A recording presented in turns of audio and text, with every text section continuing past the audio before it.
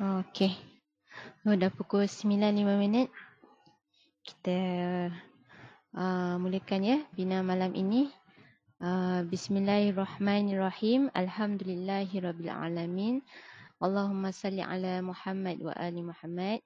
Alhamdulillah, yang dihormati Tuan Pengasas CF1, Tuan Faris, dan semua sahabat yang sudi hadir meluangkan masa untuk bersama-sama kita berdiskusi topik pada malam ini, iaitu anak kecil dan gadget. Okey, insya-Allah semoga ada ilmu yang bermanfaat. Sebelum kita mulakan, saya persilakan Tuan Faris untuk membacakan Fatihah bagi memberkati majlis ilmu malam ini. Silakan Tuan.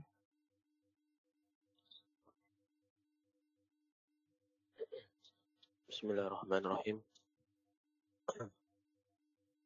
Okey, jadi kita mulakan webinar kita malam ni dengan umum kitab Fatihah. A'udzubillahi minasyaitonirrajim. Bismillahirrahmanirrahim. Alhamdulillahirabbil alamin, arrahmanirrahim, maliki yaumiddin.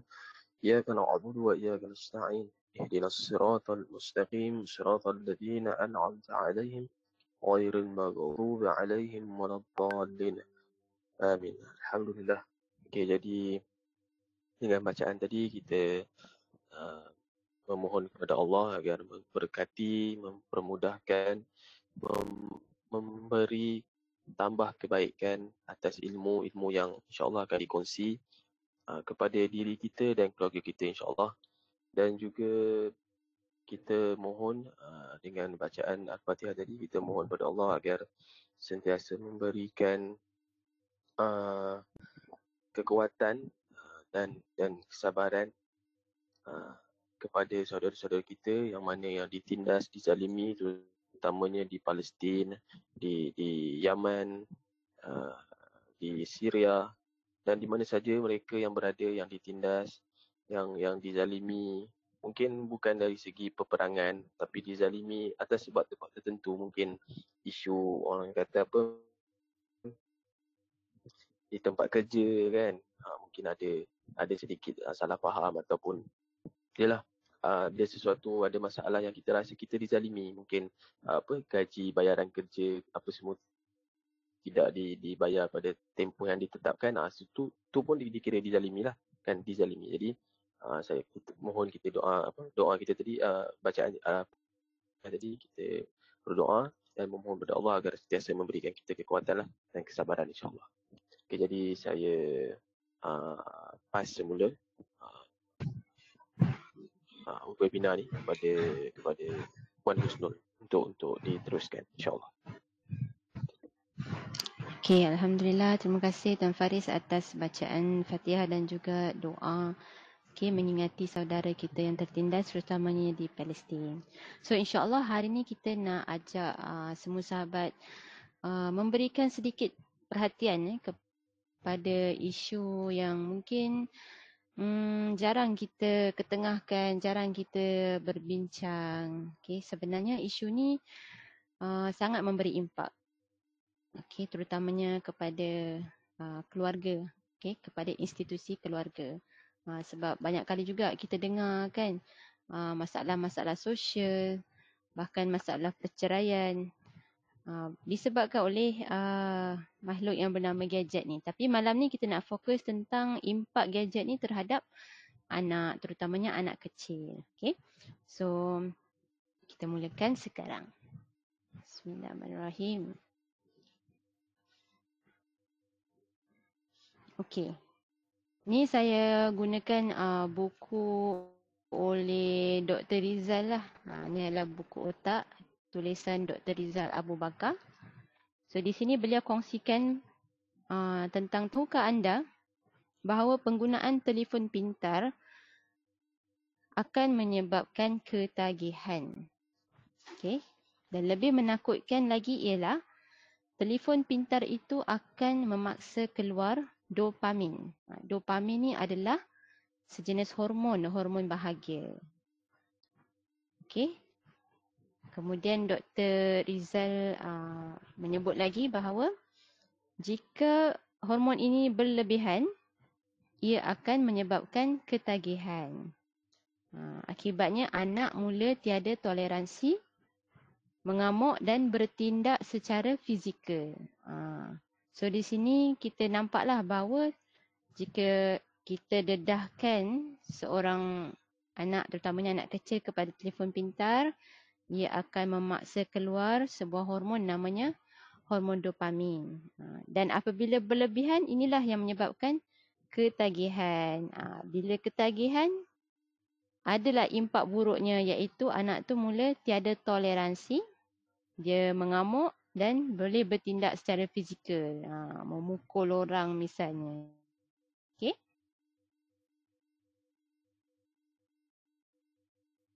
So itu sedikit intro lah. Okay, next. Kesan gadget terhadap anak yang dikongsikan oleh Dr. Rizal dalam buku ni. Yang pertama sekali adalah hilang tumpuan dalam kelas. Okay. Kalau dia dah ketagih gadget, memang susah nak memberi tumpuan dalam pelajaran.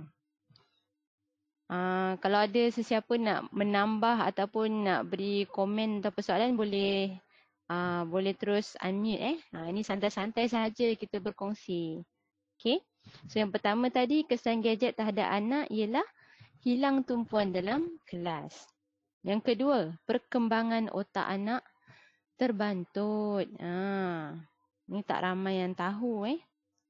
Yang ketiga, kesan gadget terhadap anak menyebabkan anak bertindak melulu. Bertindak melulu ni maksudnya apa Tuan Faris? Boleh bagi sedikit pandangan tak? Kat sini dia tulis bertindak melulu. Ataupun sahabat kita Nabiha,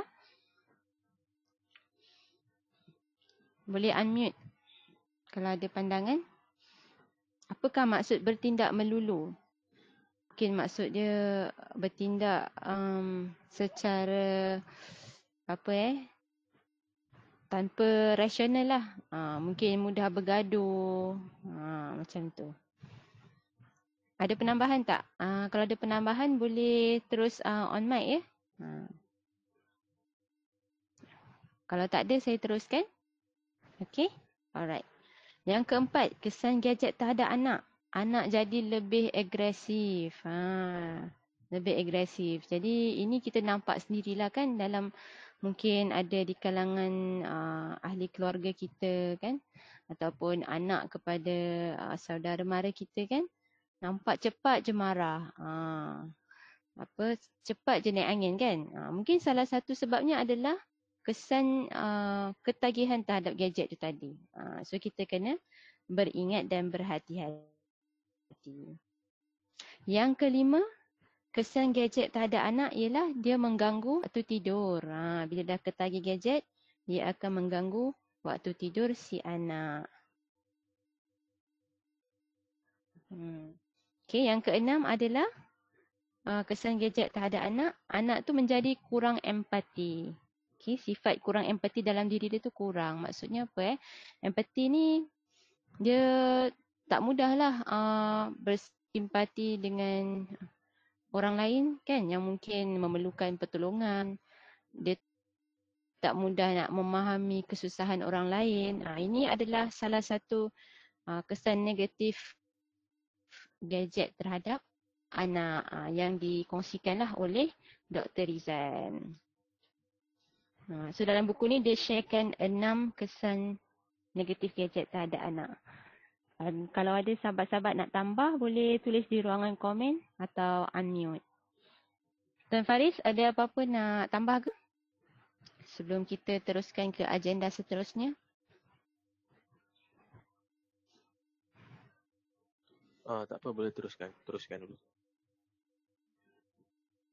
Okey. So, agenda seterusnya adalah tentang cara kreatif elak anak ketagih gadget. Okay. Zaman sekarang ni macam dah tak boleh elak lah kan. Even bahkan baby pun terdedah dengan gadget. Kita nak halang 100% tu mungkin agak mustahil lah.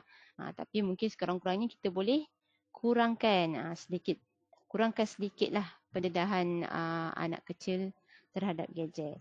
So kita nak bincang tentang apa dia cara ataupun jalan yang kreatif bagi orang dewasa, terutamanya ibu bapa, untuk bantu lindungi anak tu daripada ketagihan gadget. Okay? So di sini ada 6 cara yang Dr. Rizal kongsikan untuk bantu kita.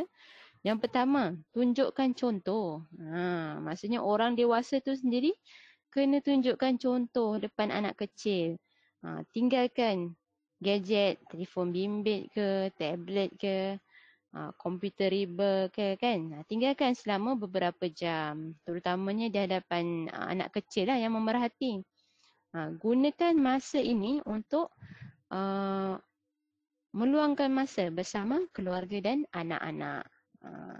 Jadi kalau apa yang saya faham di sini, kalau orang dewasa boleh tunjukkan contoh yang kita tidaklah melekat di depan gadget 24 jam, jadi anak-anak pun akan faham bahawa gadget ni kita guna hanya bila betul-betul perlu. Okay. Yang kedua, cara kreatif elak anak dari ketagih gadget adalah menetapkan rutin. Okey, di sini Dr. Rizal tulis, libatkan anak dalam aktiviti yang memerlukan mereka untuk tinggalkan telefon bimbit dan gadget lain. Ubah rutinnya dan pastikan masa lapangnya tidak hanya terbiasa menghadap skrin semata-mata. Yang ni memang cabaran lah kan, sebab yelah bila ibu ayah sibuk bekerja, selalunya anak-anak tu akan ditinggalkan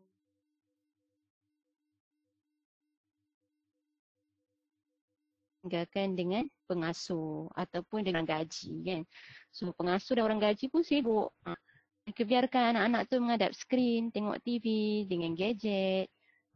Jadi dekat sini, yelah, walaupun perkara ni sukar, kita cuba tanamkanlah dalam diri untuk berusaha tetapkan rutin si anak tu supaya dia ada aktiviti yang tidak memerlukan dia berkawan dengan gadget. Okay. Okay, seterusnya yang ketiga, usah biarkan gadget tu senang diakses. Okay. Simpan telefon pintar di tempat yang mereka tidak boleh akses atau mencarinya. Pastikan anda tahu setiap kali mereka menggunakannya. Okay, jadi insyaAllah yang ni kita boleh praktikkan perlahan-lahan, di mana pastikan gadget tu tak mudah dilihat oleh anak kecil tu. Kena sembunyikan lah. Jangan mudah-mudah tunjuk depan dia. Seboleh-bolehnya lah. Okay. Yang keempat, elakkan aktiviti pembelajaran melalui gadget. Yang ini macam mana sebab zaman sekarang pun di sekolah itulah yang diajar oleh guru-guru, kan. Sistem sekarang, kan.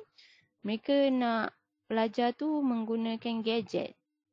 Macam mana tu? Tapi Dr. Rizal ada share di sini.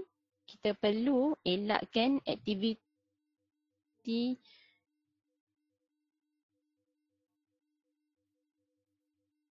melalui gadget walaupun aktiviti tu tujuannya untuk belajar.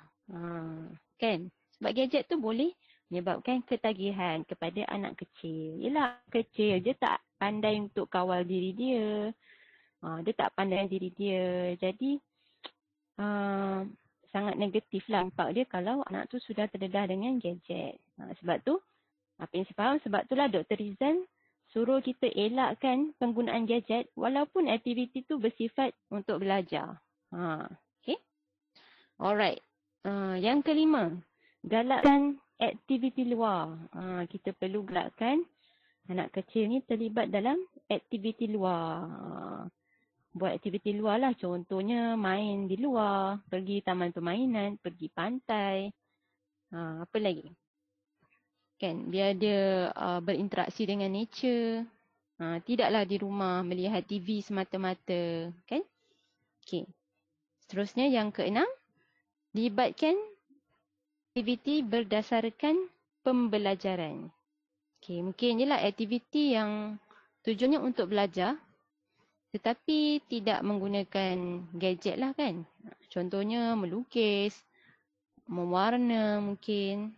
ataupun susun puzzle. Kan ada kan permainan yang merangsang otak tapi dia tak menggunakan gadget. So aktiviti seperti itu adalah jauh lebih selamat dan lebih baik untuk anak kecil. Okay. So sampai di situ je lah buku ni sharekan tentang cara kreatif untuk bantu anak daripada ketagihan gadget. Okay, Alhamdulillah kita dah selesai. So macam mana? Ada apa-apa komen ke ataupun nak tambah apa-apa ke? Silakan. Tu sahabat kita, saudari Nabihah, ada apa-apa nak tambah tak tentang isu apa gadget dan juga anak ni? Ada tak ahli keluarga ataupun yelah anak saudara ke yang mungkin saudari Nabihah tengok apa macam asyik melekat je dengan gadget kan? Boleh share lah apa-apa pandangan ataupun feedback. Silakan.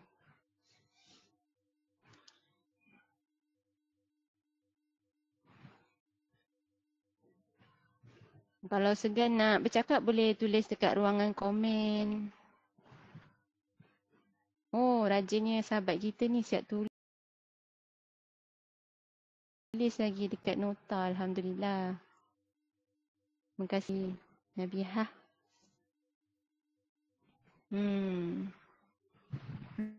Untuk saya, Alhamdulillah. InsyaAllah bermanfaat juga untuk apa sahabat-sahabat kita yang mendengar nanti kan. So Faris mungkin ada apa-apa nak memberikan penambahan ke? Adakah isu gadget ni, ketagihan gadget ni ini isu serius pada pandangan Tuan Faris dan juga saudari Nabihah? Boleh on mic kalau ada nak bagi pandangan ke? Saudari Nabihah kata seriuslah juga. Kenapa saudari Nabihah rasa isu ni serius kan? Walaupun kebiasaan ni, kalau kita pergi taman permainan ke, kalau kita naik LRT ke kan, kita tengok anak-anak kecil pun menghadap gadget.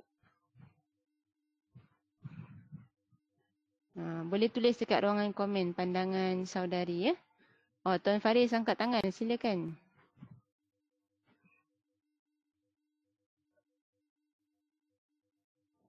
Bismillahirrahmanirrahim. Saya harap semua boleh dengar.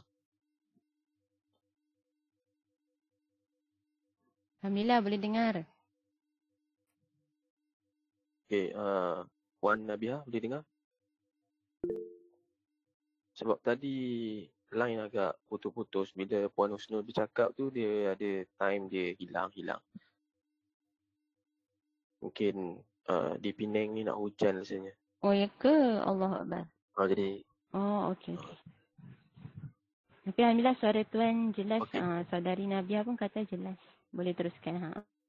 Okey, baik. Alhamdulillah. Jadi Puan Nabihah ni antara kita punya dealer baru lah. Sahabat dealer baru yang join. Terima kasih sudi dapatkan e-buku. Jadi sebab tajuk tentang apa anak kecil dan gadget ni, orang kata apa intipati ataupun isi dia tu sikit kan. Orang kata apa poin-poin dia tu sikit sampai 6 je macam apa yang Puan Nabihah tulis. Tapi sebenarnya dia banyak orang panggil apa banyak benda yang kita boleh sentuh sebenarnya. Cuma kita nak pendekkan time tu, dan apa yang Puan Husnul dapatkan pun melalui daripada buku Dr. Rizal. Kalau Puan Nabihah berminat boleh tanya Puan Husnul dekat mana dia dapatkan. Sebab buku ni antara buku yang kata best seller juga untuk kanak-kanak. Bila dia orang tengok, dia orang happy sebab buku ni agak orang kata apa mesra kanak-kanak lah. Dia berwarna apa semua macam tu buku rujukan. Okey, tapi pasal isu gadget ni tak payah tanya siapa-siapa. Memang satu dunia doktor-doktor, profesor, mak ayah yang tak ada sijil pun memang dia orang cakap kalau anak tu asyik main handphone je, lama-lama dah tak berjumpa dengan orang, tak pandai nak berborak dengan orang, makcik ke mak saudara datang tak keluar bilik asyik main handphone. So tu ada proses-proses lah kalau kita belajar dalam apa orang kata fisiologi manusia, macam mana otak tu berfungsi apa semua tu, tu ada sebab dia. Tapi secara ringkas ni saya boleh cakap kan, Metro, saya buka ni website Metro lah, web Metro, hari bulan berapa ni? Tahun lepas lah, tahun 2023, dia cakap Malaysia ni menerima terlalu banyak pendedahan secara berlebihan lah terhadap gadget. Betul, macam tadi Prof Husnul cakap, di sekolah dah kena start pakai kan, sebab COVID hari tu, so dia orang dah buat sistem. Anak-anak budak-budak umur darjah 3 pun dah ada gadget sendiri, dah ada handphone sendiri. Saya sebenarnya dalam hati saya, kalau ada handphone sendiri, di masa sekarang ni ada handphone sendiri, tak boleh nak buat apa. Sebab saya tak cakap cikgu, sistem sekolah tu pun dah minta cikgu-cikgu bagi kerja sekolah melalui handphone kan. Jadi nak salahkan cikgu tak boleh. Tapi kita boleh salahkan sistem. Sistem yang berlaku tu.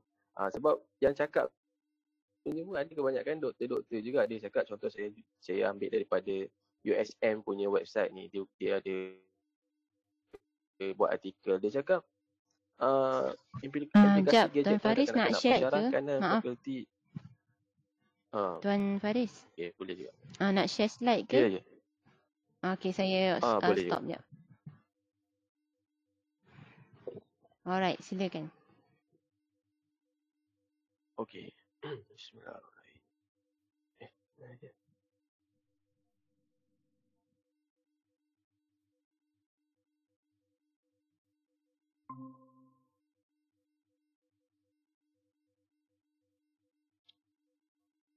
Puan Nabiha okey ke?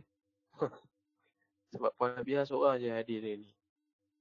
Kita 3 orang lah. Tapi JF1 memang macam tu. Seorang ke, tak ada orang ke, kita orang akan buat juga. Sebab webinar ni kita memang record. So mungkin ada kalau sahabat-sahabat kita sibuk, insyaAllah nanti boleh join.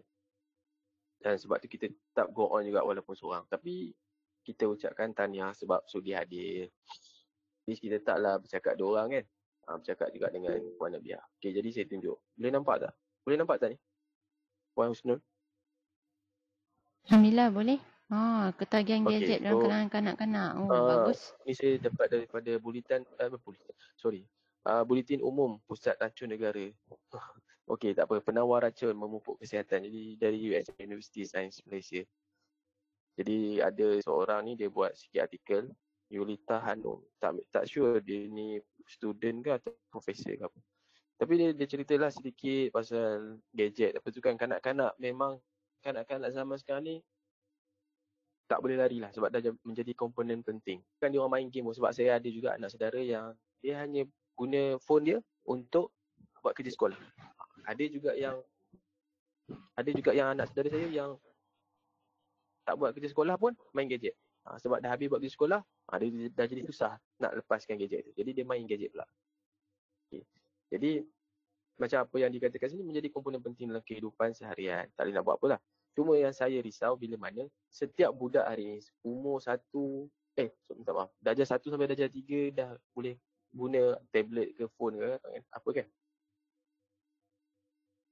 Dia orang ada akses untuk melayari internet. Maksudnya ada internet. Maksudnya kena ada mobile lah, kena ada SIM card. Tu salah satu bentuk yang mana cuba bayangkan satu yang saya fikir dari segi ekonomi lah, kalau yang apa orang panggil golongan-golongan B40 yang memang susah nak beri pada anak-anak dia kan. Nak kena ada handphone, nak kena ada SIM card. Maksudnya nak kena bayar data-data tu yang kita tahu kan. Jadi tu sebenarnya membebankan lah dari segi ekonomi. Lepas tu kedua kita cakap pula pasal kesihatan lah. Jadi kat sini ada 2 orang lah.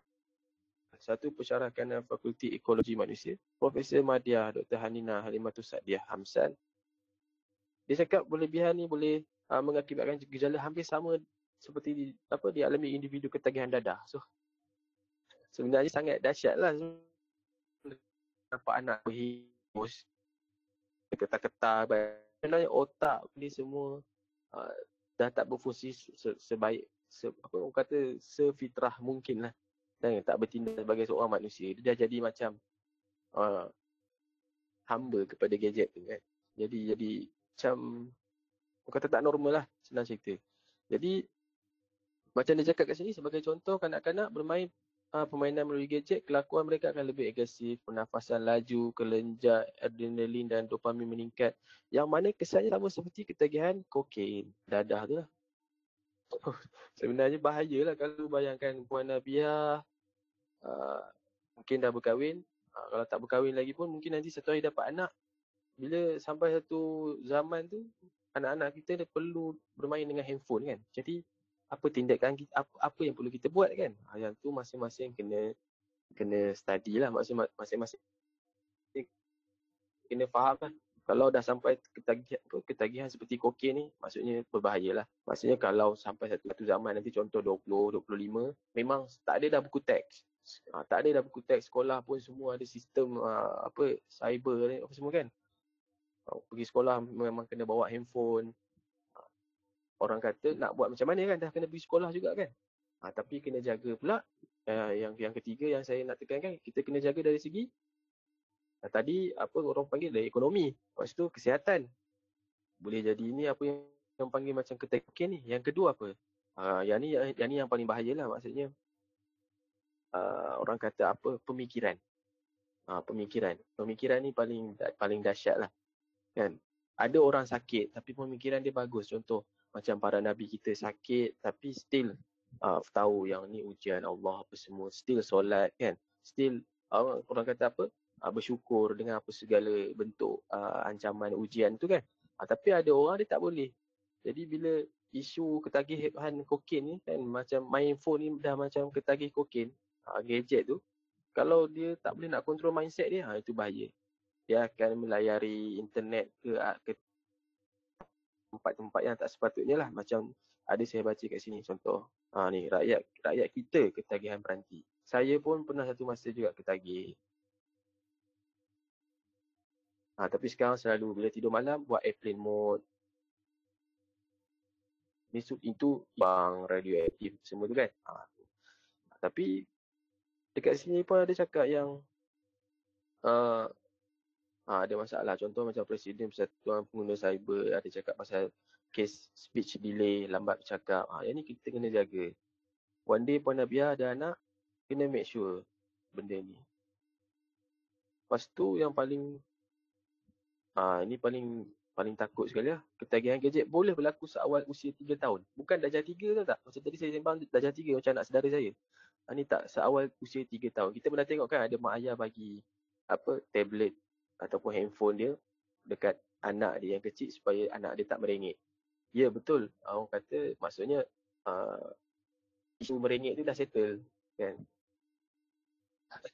Maksudnya anak dia asyik merengek dekat kenduri kan. Balik kampung kenduri, merengek, asyik menangis je. Satu je cara nak settlekan masalah merengek tu adalah dengan bagi gadget.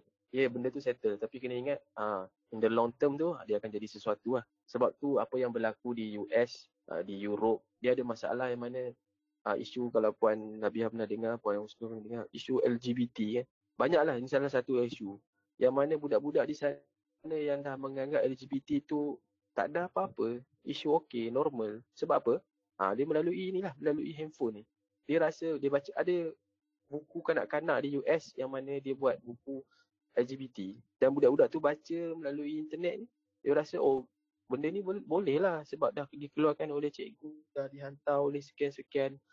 Nampak tak bahayanya tu? Jadi pemikiran kalau seusia 3 tahun dah boleh start fikir, oh okey, LGBT ni baik, itu bahaya. Okey, tu yang paling bahaya bagi saya lah, pandangan saya. Kesihatan tadi kita boleh elak dengan kurangkan bermain gadget. Sebab memang bagi saya memang dah tak boleh nak buat apa-apa. Kan? Boleh kata 99% hari ni kita kena hantar anak pergi sekolah, dan di sekolah dah mula start pakai sistem cyber kan, gadget, macam cuti sekolah sekarang, mungkin ada kerja-kerja sekolah yang dihantar melalui WhatsApp apa semua kan. Jadi kita nak buat macam mana? Jadi kalau melalui kesihatan kita perlu kurangkan, maksudnya sebelum nak tidur, macam Dr. Riza ada cakap 2 jam sebelum tidur jangan main gadget. Dia adalah isu-isu dia tu. Ini yang buat artikel ni adalah Majlis Keselamatan Negara, tapi pendek sangat. Dia macam benda ni macam dia ada masalah jugalah. Yang mana bagi saya benda serius macam ni tapi artikel terlalu pendek. Cuba ceritakan something yang supaya orang faham. Dia hanya tahukah anda, lepas tu dia bagi tahu banyak ni, then habis. Sumber Kementerian Kesihatan Malaysia. Sedangkan isu ni boleh cerita apa yang boleh berlaku. Kalau sekadar tantrum ni, ada orang cakap, saya tak pernah bagi anak saya main handphone pun tantrum je. Marah je. Itu mungkin sebab lain lah, mungkin sakit perut ke apa kan. Budak ni kalau kecil dia, perut dia memulas, dia tak selesa. Nak tidur, nak main pun dia tak selesa kan. Dia susah nak orang kata apa, nak membuang pun dia akan marah. Tapi cuba kita haraplah apa yang kerajaan kita nak buat hari ni, cuba cerita sebaik mungkin lah. Jangan pendek macam ni je. Okey. Jadi itu sedikit perkongsian lah. Ini ada daripada Egyptian Journal Internal Medicine. Tapi saya tak dapat buka dia punya journal tu. Tapi dia memang bercakap pasal apa orang panggil the excessive use of electronic gadget help. So kita tak boleh nak buat apa. Cuma kita boleh kurangkan waktu penggunaan tu. Allah Akbar, saya buka apa pula. Ni pendedahan secara berlebihan ni. Nampak tak budak kecil macam ni? Ya, dia seronok, dia main. Dia happy. Tapi kita kena faham satu lagi. Dari isu kesihatan dia dan pemikiran dia. Itu bahaya. Kan? Sebab zaman sekarang ni laman web macam-macam. Kadang-kadang tak perlu masuk laman web pun. Macam ada setengah yang cakap mungkin akan menuju ke arah laman web yang punya tu kan. Sebenarnya kalau dalam YouTube pun Puan Nabia, Puan Husnul pun perasan dengan kadang-kadang bila kita tengah tengok satu video apa-apa ke, tiba-tiba keluar iklan. Iklan tu tak adalah wanita-wanita yang tak berpakaian yang tak sepatutnya. Kalau tak wanita pun lelaki yang tak memakai baju apa semua. Itu semua boleh merosakkanlah pandangan mata sebenarnya. Dia bukan setakat merosak pandangan mata yang maksud macam berdosa semata-mata tu tak. Dia lebih daripada tu. Dia normal lah lelaki tak pakai baju depan orang. Tu salah satu. Lepas tu, budak-budak lah saya maksudkan budak-budak. Bila budak-budak tu dia cuma besar, lepas tu dia nampak benda tu hari-hari. Kan? Dia tengah buat, contoh dia tengah buat exercise kerja sekolah dia. Lepas tu terpaksa tengok YouTube untuk cari apa benda ni kan. So tengah tengok YouTube tiba-tiba keluar gambar perempuan menari ke apa kan. Lama-lama dia asyik buat benda tu setahun, 2 tahun sampai darjah 6, apa yang dia akan fikir. So inilah sebabnya kita cuba tekankanlah dalam JF1. Jika Puan Abiah nanti ada anak saudara ke ataupun memang dah berkeluarga, kita doakan supaya dapat membendunglah benda ni. Sebab sebenarnya dia satu isu yang bagi kami JF1, dia satu isu yang besar, yang teruk. Jadi sebab tu keluar artikel keluar berita-berita macam ni. Cuma kadang-kadang saya nampak orang ambil ringan benda ni. Kan? Ni macam menurut perunding oftalmologi, saya tak sure ni untuk apa. Tapi ini orang yang ada credibility untuk bercakap kan. Jadi dia cakap, gadget berisiko menghadapi gangguan saraf, optik dan berpotensi untuk hilang penglihatan. So, bahayalah. Kan? Itu je. So, kesimpulan dia cakap, dekat sini dia cakap antara langkah-langkah yang boleh diambil adalah mengawal kekerapan anak menggunakan skrin. Kan, kita tak boleh nak buat apa sebab sekarang ni memang zaman gadget. Membataskan masa kanak-kanak menggunakan gadget terutamanya 2 jam sebelum tidur. Sentiasa memeriksa kandungan gadget anak-anak berusia 3 hingga 17 tahun. Nampak tak? 3 hingga 17 tahun. So, itu sajalah perkongsian saya. Okay, jika ada kekurangan, mohon maaf. Jika yang baik tu, moga diambil insyaAllah. Moga Allah bantu kita untuk berperang. Inilah yang selalu kita dengar yang, kalau Puan Nabiah pernah dengar, Puan Husnul pernah dengar yang ada hadis yang katanya Dajjal ni sampai satu masa dia akan masuk ke setiap rumah. Okay, kalau ikut daripada logik lah, Dajjal tu nak masuk ke setiap rumah tu berapa tahun dia nak ambil masa tu kan. Nak masuk ke rumah setiap orang tu kan. Jadi sebenarnya kalau kita cuba bahas lagi, kita akan faham yang sebenarnya Dajjal ni dia bukannya datang buka pintu rumah kita bagi salam ke ataupun hello ke apa kan. Tak. Ini melalui benda-benda ni lah. Melalui gadget-gadget ni lah. Sebab kalau kita kena tahu, syaitan pun dia ada tentera dia, Allah pun ada tentera dia. Jadi kita pilihlah, kita nak jadi tentera syaitan ke tentera Allah. Jadi moga saya doakan semua yang mendengar insya-Allah lepas ni, dan Puan Nabiah, Puan Husnul dan saya, kita berada dalam tentera Allah, membantu agama Allah ni untuk sentiasa bersedialah dengan apa jua cabaran dan dugaan nanti insya-Allah. Okay, terima kasih. Assalamualaikum. Alhamdulillah, terima kasih banyak Tuan Pengasas. Sangat bagus perkongsian dan juga ulasan yang dikongsikan. Okey, apa yang saya faham tadi Tuan Pengasas share tentang apa kesan gadget tu dari segi ekonomi kan. Bila kita terlalu bergantung pada gadget, anak-anak asyik perlukan gadget, ekonomi keluarga pun akan terganggu jugalah kan. Gadget pun boleh tahan mahalnya. Lepas tu kesan pada kesihatan, kesihatan mata, kesihatan jasmani, kesihatan emosi, kesihatan mental kan.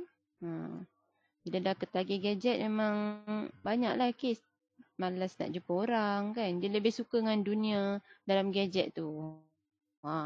Tu tak normal lah kan. Sebab kita ni manusia sepatutnya boleh hidup bersosial dalam masyarakat, boleh bergaul sebagainya. Lepas tu yang ketiga tadi, Tuan Faris share tentang kesan terhadap pemikiran. Bagus tu. Pengaruh isi kandungan gadget tu, apa yang anak-anak tonton dalam tu mempengaruhi pemikiran mereka, iman mereka.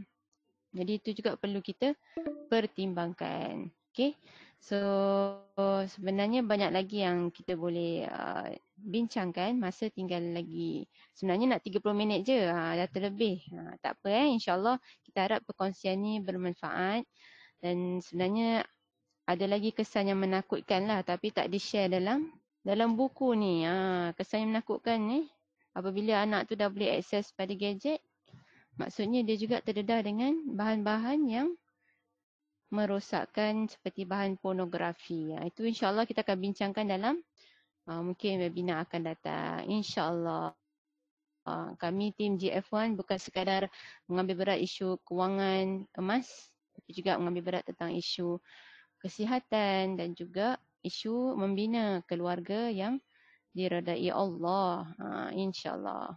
Okey, saya persilakan Tuan Faris untuk menutup majlis. Silakan.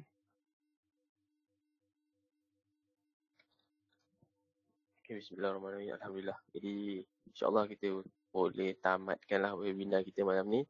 Terima kasih pada yang hadir, Puan Nabiah, dan pada yang mendengar nanti, terima kasih sudi mendengar insyaAllah. Moga ada yang manfaat kita boleh terima. Jadi kita tutup webinar ni dengan tasbih kifarah dan suratul as.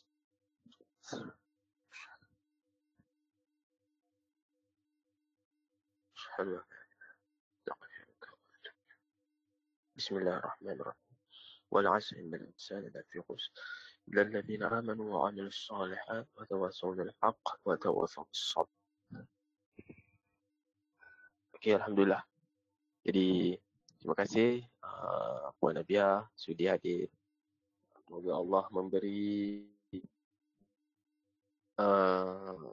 kesihatan yang baik, pemikiran yang sihat, dan juga melapangkan seluas-luasnya rezeki buat Puan Nabiah dan keluarga insyaAllah. Okey, jadi kita tamatkan webinar kita malam ni. Alhamdulillah. Assalamualaikum warahmatullahi wabarakatuh.